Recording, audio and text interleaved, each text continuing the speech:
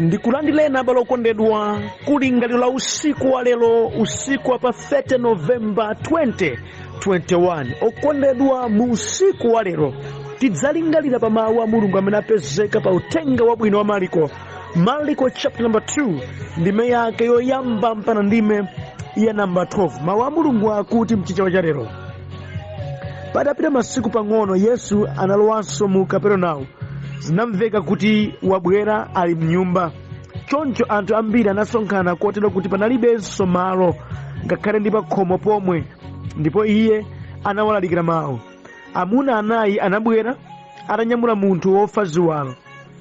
Popeza sakanatha kufika naye kwa Yesu chifukwa cha gulu la anthu, anasasula denga chapamwamba pamene panali Yesu.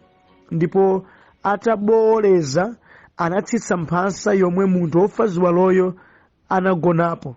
Yesu ataona chikhulupiriro chawo anati kwa wofa ziwaloyo, mwana, machimo wako akhululukidwa. Ndipo ena mwa aphunzitsi amalamulo anakhala pansi pomwepo naganiza m'mitima mwawo kuti n'chifukwa chiyani munthuyu ayankhula chotere? Iye akuchitira mwano Mulungu. Ndani angakhululukire anthu machimo kupatula Mulungu yekha? Nthawi yomweyo Yesu anadziwa mu mzimu wake kuti izi ndi zimene ankaganiza m'mitima yawo. Ndipo anawawuza kuti, n'chifukwa chiyani mukuganiza zinthu izi? Chapafupi ndi chiyani, kunena kwa wofa ziwaloyi kuti machimo ako akhululukidwa, kapena kuti imirira, tenga mphasa yako ndipo uyenda? Koma kuti mudziwe kuti Mwana wa Munthu ali ndi ulamuliro pa dziko lapansi wokhululukira machimo, anati kwa wofa ziwaloyo, ndikuwuza iwe, imirira, tenga mphasa yako ndipo pita kwanu. Anayimirira nanyamula mphasa yake natuluka, onse akuona. Izi zinadabwitsa aliyense, ndipo anayamika Mulungu nati, sinaonepo zinthu ngati izi. Okondedwa, mwa mawu a Mulungu amene tawerengawa tidzalingalira pamutu onena kuti, mumamva bwanji mukamagundika kutsutsa ndi kulimbana ndi zabwino zimene ena akuchita, chonsecho inu mpata muli nawo koma simuchita kalikonse? Mumamva bwanji? Mumamva bwanji kugundika kukamba za ena amene akuchita kanthu, kukamba za ena amene aonetsera gawo lawo la machitidwe a zinthu, kuwakhwacha amene achi, pamene inuyo mpata ngati wawo muli nawo koma palibe onena chimodzi chimene mwachitapo? Mumamva bwanji? Mumamva bwanji okondedwa mukaona mzanu wina akuchita kantchito kena kuchitira Ambuye, koma tu inunu kumnena walakwitsa yapa, izi sititere, apa ukadatere, inuyo mwachitako chiyani? Haite palibe. Andizimadabwitsa okondedwa kuti anthu ambiri amene amagundika kutsutsana ndi ena, amagundika kuyika makomenti okhwacha osayamikira, kungochulutsa milandu muzochitika, iwo omwe alondole, palibe nena nchimodzi chomwe chimene akuchitapo towards ufumu wa Ambuye. Ndikuyankhulazi zikuchitika m'mautumiki, zikuchitika m'mipingo, zikuchitika m'mabanja, zikuchitika m'magulu, kuti ena amene angokhala iwowo palibe chimene akuchitapo, amakhala ali kalikiliki kumanyoza ena, kumakhwachaza ena, kumagwetsa ulesi anthu ena, yeti iwowo mpata ali nawo koma palibe kena kalikonse kamene akuchitapo. Ati kusachita kena kalikonseko kumapangitsa kuti adzioneka ngati akhoza kuchita kwambiri kuposa anthu ena. Chitani tuzanuzo tione kuti mukhoza kutani. Ameni. Okondedwa, musiku wa lero ndi uthenga umene Ambuye atipatse lero ukupangitseni kuphunzira kukhala ndi moyo wofunira ena zabwino, ndipo muzikondwera pamene wina wopsinjika wapeza thandizo. Musamakhale inuyo chiphazi chopondereza ena. Kuponderezana sindiwo moyo woyenera a Khristu. Ayi. Ndikuyankhula ndi ena pano amene zinthu zakanika kuchitika mu mpingo chifukwa iwo adayika chiphazi. Angendani amene uchayi azimuona ndi ndani, afuna apite nazo kuti takhala muno nthawi yayitali zonse zidachitikeponso amadzimva adzitchuka ndi iye chifukwa chani mpaka ndikuyankhula padopa zina zake zidayima utumiki wina wake umene unkathandiza moyo wa wina wake udaponderezedwa. Iwowo ati poti nda treasure adayika chiphazi, iwowo ati poti amakhala nawo mgulu la ololeza adakana. Kungokanira nkhwidzi zinthu zoti zopindulira ndipo Mulungu amakondwera nazo, koma iwo adayima ngati chipinjo zisachitika zimenezi, ngati wamkulu wake ali ine, ngati director wake ndili ineyo, ngati osanira wake ndili ine, sizichitika zimenezi. Koma kodi ino nthawi muli nayo yothandiza anthu motero? Hayi ndi Satana atu weniweni abale wanga apa tilikambe chilungamo moyo oterewa ndi Satana. Zikubwera bwanji zimenezi mawu a Mulungu amati awerengawa pa uthenga wabwino wa Marko chapter number 2 ndimeke yoyamba mpaka ndime ya number 12. Kudamveka mukapereka kuti Yesu wabwera. Yesu wake uti uja akuchititsa wanthu, uja amene akupempherera wanthu, uja amene akulalira za ufumu wa Mulungu alimo muno ndipo ali apo. Ndipo anthu adasonkhana kumeneko. Mwina amene anati ndi mpata otenda kodwala adawerengera kwa Yesu, komanso ena adangopita chika umakamumvera Yesu tikamve kulalira akanena kuti chani. Enanso adapita ndi magazi ife tikatsana naye kumenekoko tikampeze cholakwika. Kodi abali chani ameneja amadzimva bwanji? Kodi amayankhula motani ameneja? Tingomva. Si onse dziwani amene akhozokhala ngati akutsatira zinthu, amene akutsatira zinthuzo mchilungamo amambalaso amapezeka, amaganizo olakwika, ongofuna kupangitsa kuti zinthu zisayende amapezekanso. Koma pemphero langa musakhale ino. Tamvani abale wena atamva chimene chichi, iwo adali bwinobwino koma adakhudzika mtima ndi wina amene adali wofa ziwalo. Adamukopera mtima mkulu ameneyi chifukwa adadziwa kuti mkuluyi sangadziyendetse yekha kupita kwa Yesu. Ayi, adagwirizana tete mtengeni munthuyu kwa Yesu. Atakafika pa nyumba imene Yesu adalimo mkati, adapeza kuti padzadza ponse mpata palibe, kuti akafike pokumana ndi Yesu mkati sigwira. Iwo sadagwetsedwa ulesi ayi, nyumba yanu wake okondedwa. Iwo adapita pamwamba ndi kukayibowola. Mmene nyumba zaito zimakhalira nkuti zimakhala za fulati pamwamba pameneno amatha kumayandika poti liko ndi makali mastepesi okwera pamwambapo. Iwo adabwera pamene pajapo ndi kukabowola pamene panali Yesu, kubowola pa nyumba yanu wake ngati milandu tikambira napo maliza. Okondedwa tandimvani, atantsitsa ofa ziwalo uja, Yesu pakuona chikhulupiriro chawo akuyankhula mawu monga iye Mesiya, monga iye mwana wa Mulungu wa moyo amene ali mphamvu yakukhululukira machimo, akuti mwana machimo ako akhululukidwa. Pamenepo wina wa zamalamulo akuti m'maganizo mwawo adamba kulingalira munthu amene achita mwano unali akhululukira bwanji machimo, akhululukira bwanji munthu athandiza bwanji munthu amene. Yesu pakulingalira zimenezi ndi kudziwa zimenezi akuti mulingalira bwanji zopusa zotereza kwawo.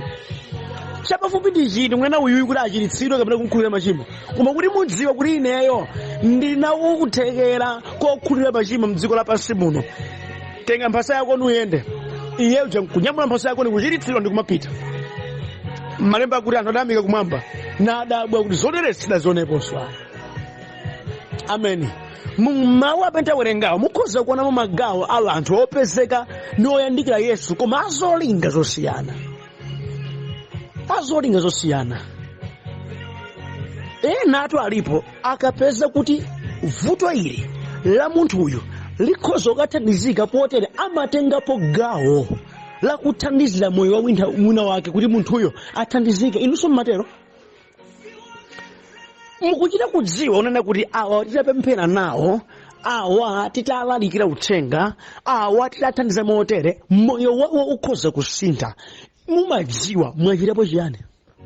Musiku wa lero akuluakulu ndimafuna kupangire challenge kupapita ku church monga ndimakamba dzulo za ansembe ndi alevi omudutsa munthu ovulala koma osamuthandiza. Izi sizipindusana kalikonse. bwanji mukhale ndi moyo wanu ngati mmene amuna anayi awo adachitira. Ataona wina wake ali ndi vuto ndipo amvanso kuti Yesu othandiza mavuto ngati awa aliko, adatengapo gawo kuyimitsa zawo ndi kudzipereka kumtenga munthuyi kukamtengera malo amene apezako mayankho, ndipo iwo adakangalika kwambiri kuti moyo wa uyuyu uthandizike. Ndi Akhristu angati lero amene maona opemphapempha ajawo koma osathandizapo kanthu? Ndi Akhristu angati lero lino amene mumaona wena akakuvutika akusautsidwa koma palibe initiative olo imodzi imene munachitapo? Ndi Akhristu angati lero lino amene amaona ndithu masautsidwe enanso mwina nkuteka ndi aneba wanu ainuyotu mukuchita kudziwa awawo amasowa zakudya, inu mumachita kutaya mpini osakhudzika mtima kuti mwathandize mupereke yankho la vuto lawo. Ayi, ndi uchikhristu chanu chili pati ngati simukupereka mayankho a Khristu Yesu m'miyoyo ya anthu ena, koma nomwe mumagundika okondedwa kumapita ku chechi kumapereka m'matchalichi, koma yeti lena amene maso anu amawaona ndithu palibe olo chimodzi machitapo. Chikondi chimene munecho ndi chathunthu wanji ngati chimumati ndinu achisoni, chisoni chanu chili pati? Okondedwa mumachita kufuna kuti munthu achite kubwera kukupemphani pa gulu nde inuwe muchite ngati mwatiti matamata kutenga kandalama anu kupereka, koma maso anu amatha kuona. Ndipo nthawi zinaso mzimu wa Mbuye amatha kukuyankhulani kuti mwana wanga tachita ichi kwa yawo, koma ayi olodontho simukhudzika ndi moyo wa ena, simupangako zakuti musinthe moyo wa munthu wina. Kupembedza kwanu kuli pati? Ndikambena ano okondedwa, mukhoza kumamvera uthenga nthawi ndi nthawi, mukhoza kukhala m'magulu opemphera, mukhoza kupita kutchalichi, koma ngati Chikhristu chimene chimalalikidwachi sichidafike poonetsa zipatso zake mkati mwa moyo wanu, muli chabe. Koma ngati inu simungulero musakhalani sesagulero. Ayi, amuna anayi awo ndi chitsanzo chabwino chakuti iwo atamva kuti Yesu ali kuno adalingalira za zosowa zawena. Kodi Yesu ameneyi akhoza kuthandizakonso awa motani? Masiku ano anthu ambiri akugundika ndi kuyang'ana za mavuto awo, kungomva kuti Yesu ali apa, mtumiki wa Mulungu ali apa, amaduduka ndi iwowo kuti iwo akapezeke thandizo lawo, osati kuti akhoza kukumbukako za wina amene nayenso payekha sangathe akusoke thandizo lawo kuti athandizike. Ayi ndithu. Kodi moyo wanu wathandizako moyo wa anthu angati kuti amudziwe Khristu Yesu, athandizike ndi Khristu Yesu? Utumiki wanu ni uli pati? Chionetsero chakuti mumapemphera inuyo ndi chiti? Ngati simukhudzika mtima ndi zipinjo zimene ena akudutsamo, ngati simukhudzika mtima ndi ena mmene moyo wawo ulili, okondedwa ndikambenani tikamalalikira mawu a Mulungu wankuti timakhudzika mtima kuti moti awazoona kuyera koseko, moyo wabwino oseko, moti awazoona madalitso oseko akapite ku gahena awawa, moti mtendere wonse umene Yehova adawapatsawo moti akafike posemphana naye Yesu. That motivates miyoyo yathu kuti tikhoza kuyimabe ngakhale munthu sikumudziwa, ukhoza kupatula nthawi yako ndi kulalikira uthenga kuti kapena akaumva akhoza kutembenuka mtima, ambwera nkomera mtima kuti apulumutsidwe. Chikondi chozama kumberi ngati nkuti kumambako nsakhala konekha. Ayi, awaso akalowo yawa chifukwa Yesu amadapulumutsa ine, Yesu yemweyo apulumutsa awo. Ndi kumakhala kududuka uyende upita kuti kapena moyo wa wina wake pena pake akhoza kulapa mtima ndi kukalowa kumwamba. Thupi limatopa zoona, mkanchiro ndithu inde, kusala kuti ndikupemphera zoona, koma koseku nkuti moyo wa wina wake upulumutsidwe. Zinafunika tonsefe tidzitero kupisa m'matumba mwathu ntchito yogwira tokha inde, koma kuyesetsa kuti ndalama iyi ithandizire moyo wawo usinthike, uyuyu aonenso chikondi cha Mulungu m'moyo mwake kudzera ntchito imene ine ndikhoza kuchita, ndipo akatero aone kuti Mulungu wamuthandiza. Inunso Chikhristu chanu chimakulimbikitsani kutero? Okondedwa masiku ano moyo umene ambiri akukhala ni moyo uri zanga zokha zimene ziyenda zanga ndi uli Chikhristu choyenda bwino, si choncho. Ayi, anyamata nayi awa ndigwira mtima aukatenga munthu ndikugwira ntchito yayikulu yokabola nyumba yanu wake. Ngati ndi milandu akamba ndi iwowo, koma chachikulu kwambiri choposa nyumbayi nkuti moyo wa munthu uthandizike. Kodi passion imeneyo inunso muli nayo? Kuli nkhalamba zambiri kudziko kuno okondedwa, akusowa pogona anthu akunena kuti ndi afiti amene adawapanga dampu kalekale. tsoka lakenso pakamwa panu inu opemphera mmakambanso chimodzimodzi mono moti mupeze yankho la mavuto awo mukukangalikanso inuyo makhala maphwando ambirimbiri. You spend a lot pa zinthu zina zake sindikuti ndikutetsani kutero koma kodi mumakhudzirako mtima mukamakhala mmoyo wanu mmadalitso amene Ambuye akupatsani mumakumbukirako kuti Yesu yemweyuso akufunika atathandize kwa ena kudzera mwa inu. Kodi mtima umene muli nawonso abale wanga. Ndikukumbutsa nonse muli ndi magalimoto mukundimva. When you are driving mudzikumbukira kunena kuti no alipo wina chisomo cholera alibe ndipo Mulungu atatuma ineyo kundikhoza muthandizira.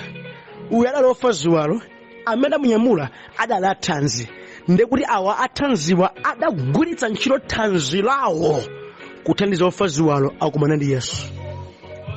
Thanzi lanu ligwira ntchito bwanji? Chisomo chimene muli nacho chigwira ntchito bwanji? Ngangati amene akupindulakonso kuti Mulungu adakudalitsani inuyo, kuti Mulungu adakutumani inuyo, kuti Mulungu adapatsani mphatso inuyo, kuti Mulungu adakuyikani pa position imene muliliyo, ngangati amene akupindulako nchiyani? Ambiri mwadzikundikira kwambiri zedi Ambuye ndi wabwino poti zanu zokha zimene zikuyenda santhu ena simulabada maso anu adachingira kwambiri moyo wachiphamaso umenewo. Mulungu sadakudalitseni kuti mukhale moyo umenewo. Tengani chitsanzo chokoma chotere. Ameni. Tamvani Yesu. Na Yesu ataona mmene akuluakulu achitira kuti ayesetsa kuti uyu ofa ziwalo akafike pokumana ndi Yesu. Padali kukhulupirira, padali chiyesetso, padali chionetsero cha chikondi. Ataona zimenezi Yesu naye adakhudzika mtima ndi akuyambira vuto limene lali kuluwamizira kuti mwana wanga choposa kuchiritsidwachi nchakuti machimo wako akhululukidwa. Ameni. Andi chimene chichi ndikuwuzani kukhudzika kwa Yesu sikungothera kuti nimumboleze. Kukhudzika kwa Yesu sikuti nimupeze ntchito. Kukhudzika kwa Yesu sikungothera kuti nimupeze banja. Ayi. Kukhudzika kwa Yesu nkuna kuti choyambirira inu mupulumutsidwe machimo anonse mwakhala mukuchitawa mukhululukidwe kuti kumwamba mukalowe. Masiku ano tusizikutere anthu akuyambira kuti chirani lemerani koma Yesu sadatero at this point. Akuyambira kuti atafa ulo ali wolumala koma ngati adakhululukidwa machimo kumwamba akalowa. Takumaliza Lazaro mphawi kufa adakali mu mphawi koma no kumwamba adakhala pa chifuwa cha Abrahamu. Gospel lero ndi imene yakuti machimo a anthu afike pokhululukidwa ndipo anthuwa akhale abwezi a Mulungu kuti ngakhale atafa opanda njinga, atafa opanda galimoto, atafa opanda nyumba koma popeza adakhululukidwa machimo awo kumwamba akalowe. Akuyambira chimenechi ndipo ndiye thandizo limene Yesu Khristu adabwera kudzachita ku dziko lapansi. Atakhudzika mtima ndi kuona kuyesa kwa anthu ena akuyambira chachikulu kwambiri zedi akuti mwana wanga machimo ako ine ndakukhululukira. Kufa pano ukalowa mparadiso sikugayenaso ayi. Chinachitika chimene chichi wena amene anali pomwepo nawonso adali mkati mwa nyumba momwemo akuchita kumuyandikira Yesu. Awo amene abwera ndi munthu ofa ziwaloyi adakanika kulowa koma amalamulo ena adalowa kumomwemo nkumamuona Yesu maso ndi maso nkumamumva. M'mitima mwawo kondedwa mudamba kuyaka moto muwakhululukire bwanji machimo amenewo. Wapulumutsidwa bwanji amene uyuyo achite mwano. Mulungu yekha amene akhoza kutere ndikuti amamuyandikira Yesu osamuzindikira kuti Yesu ndi ndani. Ndi anthu ambiri okondedwa ndi chisoni chachikulu kwambiri zedi kuti mukufa kumafa mutayandikirana ndi chipulumutso koma inonso pulumutsidwa. Nunena kuti amuna anayi awa amene adanyamula munthu ofa ziwalo adakaninga kulowa mnyumbamu padali china mtindi cha wanthu koma awa azamalamulowa adalowa. Moti Yesu mmene amayankhula mnyumbamo awawa amamuva live nkhope yake amayiona live koma mtima wawo udakatsutsa kuti Yesu akhululukire tchimo la munthu wina. Udakatsutsa. That means kuyandikirana ndi opemphera, kuyandikirana ndi abusa, kuyandikirana ndi mpingo whatever sizitanthauza kuti inunso zanu zili bwino. Andi mwatsokanso muone kuti awawa adakwanitsa kukalowa mnyumbamo osatenga kwa wina aliyense kuti akathandizike ndi Yesu. Ayi. Koma akakhwacha munthu amene wabwera ndi kuti athandizike mtima wawo udatsekeka sudalingalireko kuti ineyo kaya achita awasi achita chifukwa chosowa malo mpaka nakuti bola denga koma ineyo ndalowa munomu koma sindidabwere kuti wina aliyense ayi ndipo taona ni munthu uyo akuthandizika diriyeso taonani ndithu wapeza chipulumutso iwo pamene aukakhwacha aukanena kuti ayizalakwika sadafunika kupanga race statement imeneyi ukuku ndi kulakwa kodi amagiza bwanji amene kodi amadziwa bwanji mmitima mwawo mudali milandu ya dzaoneni inu simutero kuyandikizana ndi anthu amene akugawa uthenga koma inuyo muli gwa palibe chokupindulira moyo wanu simukuthandiza kwa wena koma pakamwa panu deire kukhwacha wena amene akuthandiza anthu wena amatero motitu anthu mwina amene ali kubwalo amatha kuganiza kuti amene ali nyumbamo achiliwe chisomo ndi amene akuva voice ya Yesu ndi amene akuthandizika yeti wina ali pomwemo koma aukatsutsaso za Yesu yemweyonso walowa kunja kwako mtenga ngati nkwachidwe chisomo koma ayi ndithu ndiye nkunjaso teretu auchita zotsutsana ndi Yesuso amene pali nzeru apa inu sisi chonchonso moyo mwanu ndiye Yesu sakugonja Yesu akuti chapafupi ndi chiti kumuuza uyuyu nena kuti ino machimo akakhululukidwa kapena yenda nyamula mphasa kuno yenda nchiti chapafupi kukhulula machimo ndi chapatali ngati ndikamba zimene zizi ndinaonena kutero Yesu adadziulula mwakachetechete kuti Mesiya uja amatchulidwa uja ndine mchipeteka pa mawu amenewa ndiye kuti zitsimikizire kuti ndikukambazi ndineona adipa chimenechi mkulu yenda atayenda mkulu ameneyi awawa Bible sili kukamba kuti adamva bwanji mtima mwawo ndipo sadatsutsikenso ife akadatsutsika malemba akadalemba kuti ndipo ataona zimene zizi adatsutsika mu mtima mwawo koma adakuti du koma anthu akunja ona ena ndi amene adalemekeze mulungu kuti mulungu alemekezeke zoterezi sidazionepo kotedwa musatangwanike kukhala mmautumiki kuti muzingotsutsa ndi kutsekereza wena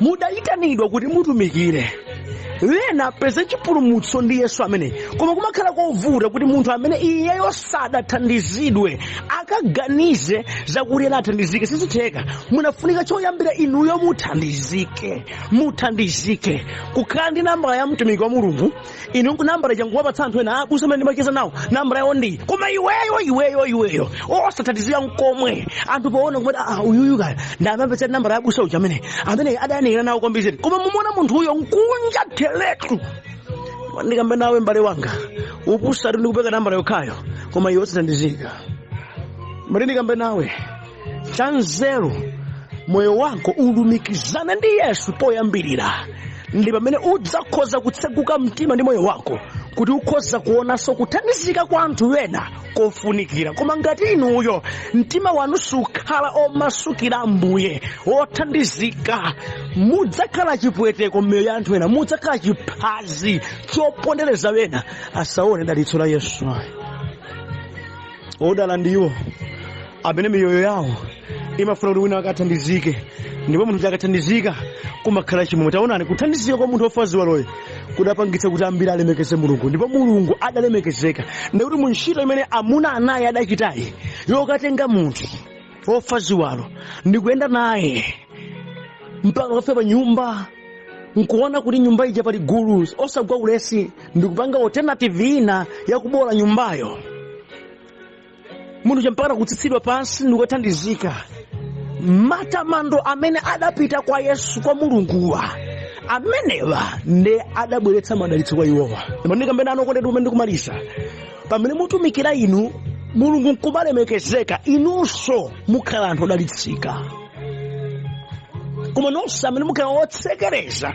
kuti mulungu adzilemekezeka mulungu yemweyonso akukanthani musiku alero phunzirani kuchita zinthu zimene kumapeto kwake dzina la mulungu lilemekezeka musachite zoti anthu akutameni musachite zoti anthu amutchuke koma chitani izo zimene kumapeto kwake dzina la mulungu lilemekezeka Ambuye akudalitseni pamene nanunso tsono mukulingalira mozama kuti ine ndisakhale ogundika kumatsutsa za Ambuye, kumatsekereza wena, koma ndikhale otumikira ndi otsegula makomo kuti anthu azithandizika, ndipo ndidzikondwera ndikaona kuti Yesu akuthandiza wena amene ine ndinawalimbikitsa kuyanjana ndi Yesu ameneyi. Ambuye akudalitseni. Amen.